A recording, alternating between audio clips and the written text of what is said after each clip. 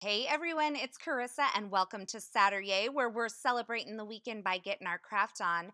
And this month I'm going to show you some fun ways to dress up and doll up some cash gifts or some gift cards. I figured with the upcoming holidays this would be really useful. I know a lot of us give gift cards and it's fun to kind of dress them up rather than give them in, the plain old little envelope that comes from Target. So I am going to be using the We Are Memory Keepers 1, 2, 3 punch board for this. It comes with this amazing idea book here. It shows you all kinds of ideas like coin envelopes and envelope liners, and of course the bows and the envelopes and the boxes that it was designed to make as well. So I'm just going to flip through this little book, and I have to say this book is really nicely put together. It's not just a pamphlet or a brochure, but it really is a nicely bound book. So you will have that for reference. Now, when you open up your punch board, it's going to give you some standard measurements here. Now, this is all in the inch system, but for those of you who use the metric system, it does come with this decal, so you could place that right over that, and it will have all the standard measurements for you. My nieces and nephews love to get gift cards for the holidays, but I like to find ways to kind of dress them up. So I'm going to show you a quick and simple envelope that you can make to dress up those gift cards that you're giving this holiday season. And we're going to make that first envelope that's there on the punch board. It's a 2 by 3.5 inch envelope. And I wanted to show you that the punch board does come with its own bone folder, but I'll be using my Teflon bone folder. And for this envelope, we're going to use the envelope score line A. Now the punch board, when I looked at the measurements there, told me to cut my paper to 5 1/8 inch square. So I've gone ahead and done that. And my first punch guide is going to be at 2 inches. So I've lined that paper up at the 2-inch mark. I've gone ahead and punched it, and now I'm scoring along that score line A.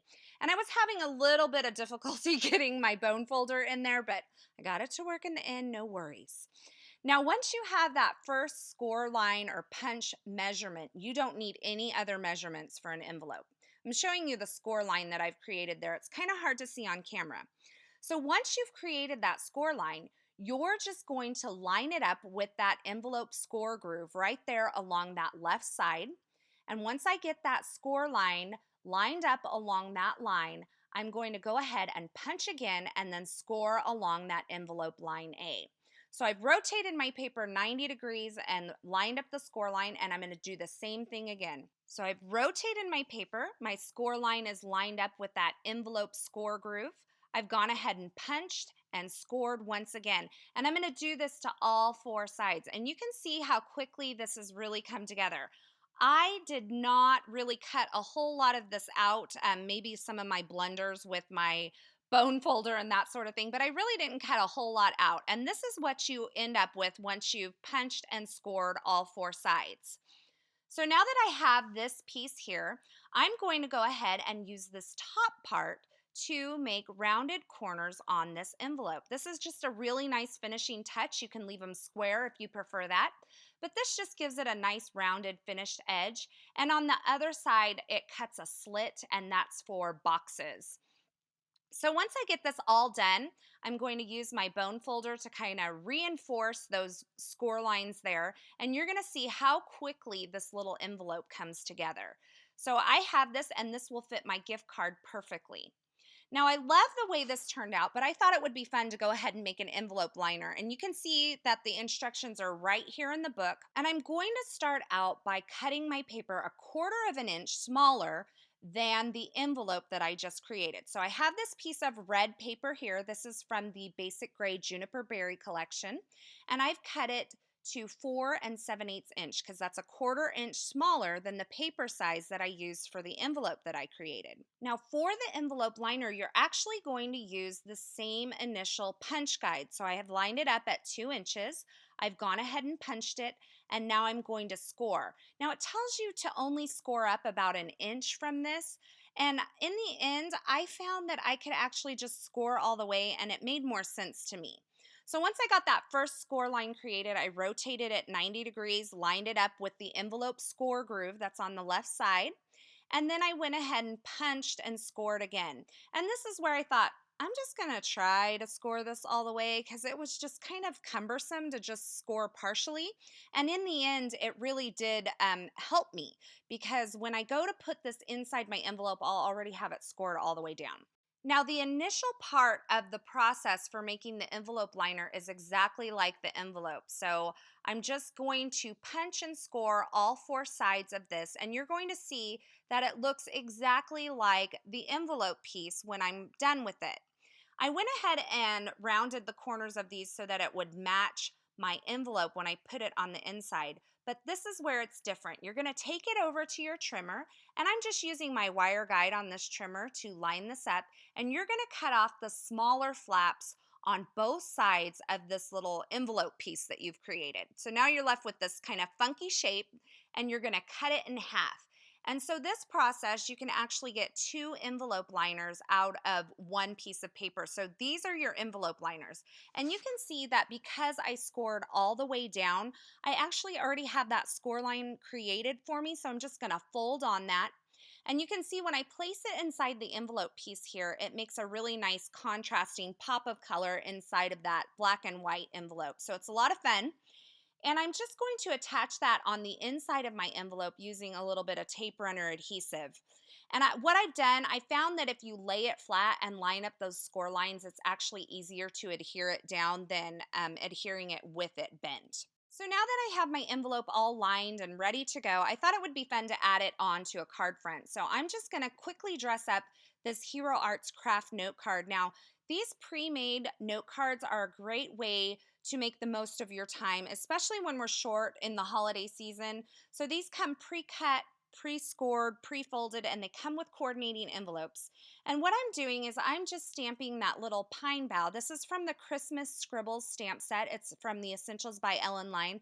And I'm stamping it in some Hero Arts Unicorn White pigment ink. And what I'm doing is I'm just kind of creating a backdrop for this envelope to lay on. And now I'm going to take a few links of red and white baker's twine and I'm tying it around the envelope. Now I wanted to note here, I haven't actually adhered this envelope shut because what I'm going to end up doing is just using that twine to close up the envelope on my card front. So once I get that twine tied in a bow around my envelope, that's the only thing keeping it closed. I'm going to go ahead and add some really firm adhesive on the back. I'm using the 1/2 inch wide Be Creative tape all along the back of this envelope. And what that's doing is it's holding that twine in place, and it's also going to hold the envelope in place on my card front. And so I just removed the backer and adhered that onto the card front. And then when I untie the twine on the envelope, I can open and close that envelope with the twine. Now for my greeting, I am using the Mama Elephant Confetti stamp set. I'm using this A Little Gift Inside greeting, and I'm stamping it onto this little tag that I've created using the Mama Elephant Slim Tags Trio die set. And I'm just gonna white heat emboss it. So I went ahead and prepped the surface with my EK Success powder tool, stamped it in some Versamark ink, and then white heat embossed it with some Ranger Superfine Detail embossing powder.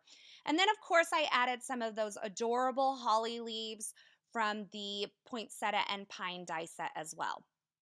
Now we're going to make a cash envelope because we love to give cash and we love to get cash, right? And there's nothing better than having it all dolled up. So I wanted to show you that We Are Memory Keepers actually has this app that you can do on your phone. And what you do is you measure the card or the item that you want to create an envelope for, and you put those dimensions into the app, and then you say generate. And just like magic, it gives you your paper size along with your punch guide measurement. Now, I've never measured cash before now, but it happens to measure 6 1/8 by 2 5/8. So I've cut my paper down to 7 3/8, and my first punch guide measurement is at 2.5 inches. So you see I've lined it up to 2.5 inches there. I've gone ahead and punched and scored along envelope line A. And then I'm going to rotate it 90 degrees, line it up with that envelope score groove, punch and score again. And just like before, we're going to do this to all four sides. So we only need that first measurement. And then we just continue to rotate and line up those score lines with the envelope score guide. Now, when the paper size changes, the process doesn't change. The only thing that changes is your first measurement. And the punch board or the app can give you those first measurements that you need along with your paper size, makes it super easy. Now, once I go ahead and get my envelope created, I thought it would be fun to create a bow to go on it. So I've cut down my paper to 1-inch strips, and I've cut one that's 6 inches long, one that's 3.5 inches long, and one that's 1/4 inch long. And then according to my board, I lined it up, punched both sides of that first strip, this is the longest strip, so this is strip A. And then I'm going to take the ends of it and line it up with that mark there in the center. It's called the bow guide. And I'm going to do this on all 4 corners of this strip of paper. So you can see that I've created my first piece here. This is piece A. Now I'm going to create piece B, and it tells me where to line this up. It's telling me to line it up at 1 3/4 inch, so I'm doing that, and I'm just flipping it around and lining it up at 1 3/4 inch again, and then punching.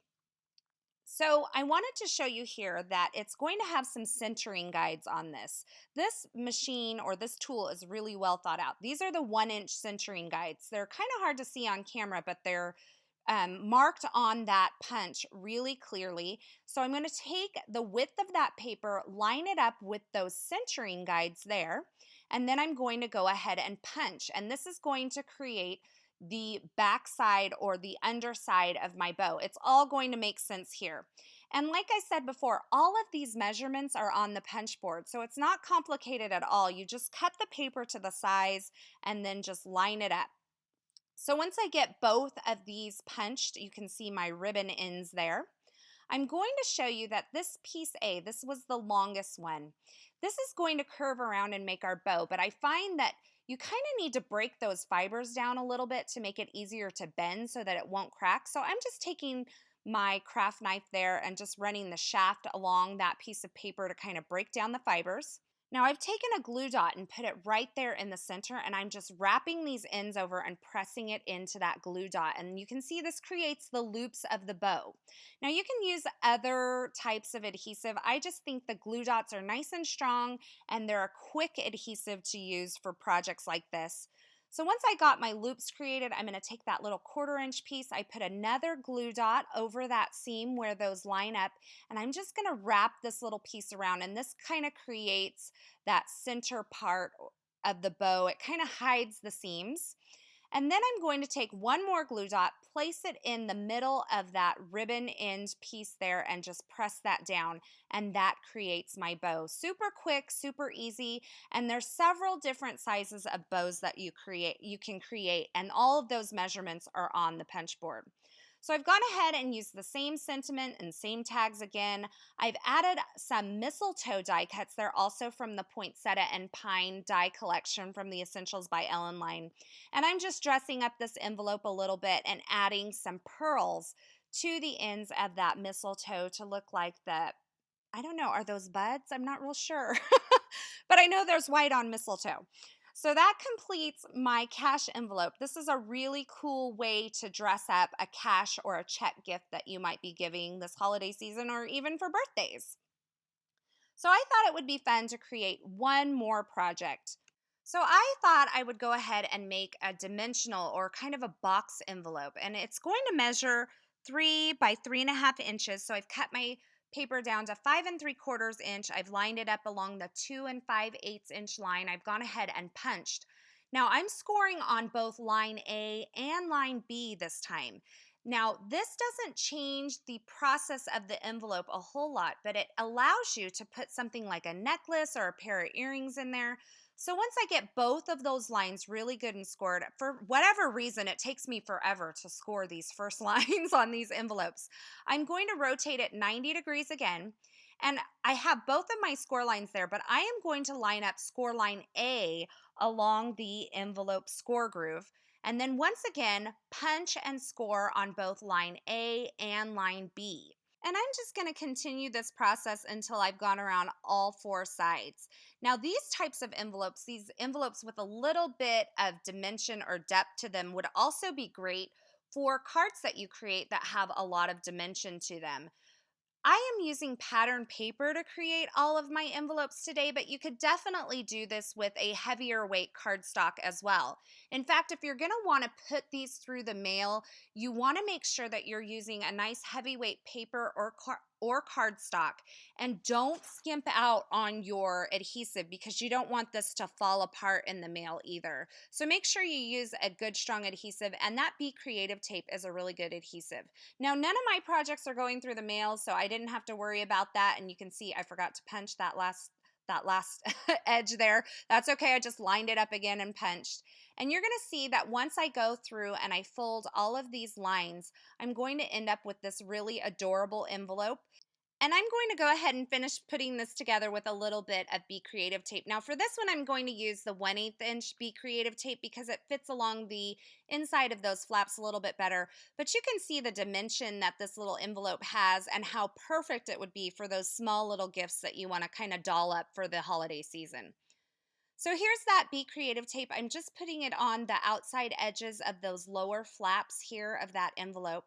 And once I remove the backer to that Be Creative tape, this is the way that I found was the best way to make sure that your envelope was nice and square and lined up. You see those corners there?